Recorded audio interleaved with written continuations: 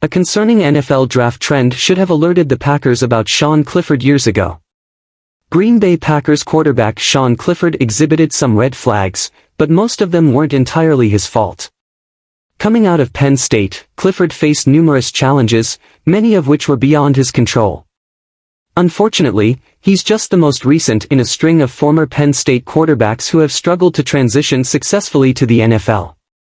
If we look back, names like Trace McSorley and Christian Hackenberg come to mind as other Penn State quarterbacks who faced similar difficulties in making the leap to the professional level.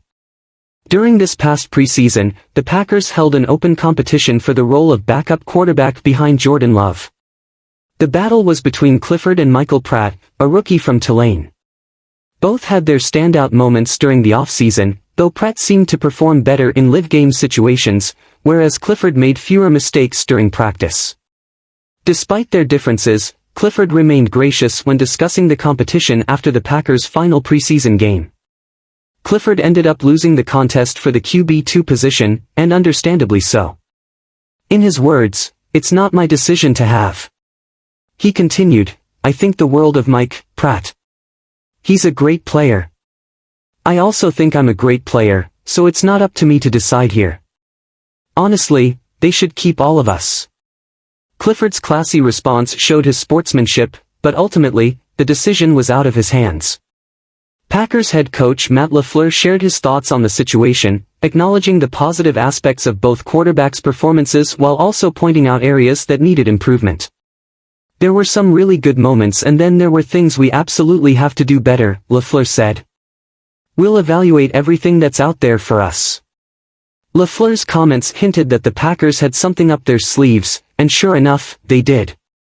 Shortly after the competition between Clifford and Pratt concluded, the Packers made a trade with the Tennessee Titans to acquire second-year quarterback Malik Willis.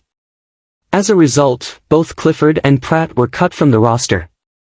However, the Packers later re-signed Clifford to the practice squad, allowing him to stay within the organization, though no longer competing for the backup role. Sean Clifford joins a long line of underwhelming Penn State quarterbacks. The unfortunate reality is that NFL scouts, over the years, have not been particularly high on Penn State quarterbacks. The last notable Penn State signal caller to make a mark in the professional ranks was Kerry Collins, who was drafted in 1995. While Collins had a solid NFL career, he was never considered among the elite or a consistent all-pro quarterback. Over the years, several coaching regimes have come and gone in Happy Valley, with James Franklin currently leading the Nittany Lions. Under Franklin's guidance, Penn State runs a pro-style offense that should, in theory, better prepare quarterbacks for the NFL. Yet, despite these efforts, Penn State quarterbacks have struggled to live up to expectations in the pros. Drew Aller, the current starting quarterback for Penn State and a highly touted recruit, represents the next hope for breaking this disappointing trend.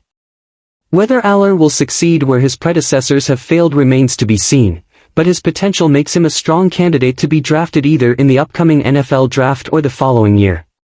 For now, Sean Clifford is simply the latest Penn State quarterback to fall short of NFL expectations. Although he demonstrated potential and talent during his time at Penn State, it wasn't enough to secure a lasting spot on the Packers' active roster. His story continues as part of the Packers' practice squad, but the path ahead for Clifford, and Penn State quarterbacks in general, remains filled with uncertainty.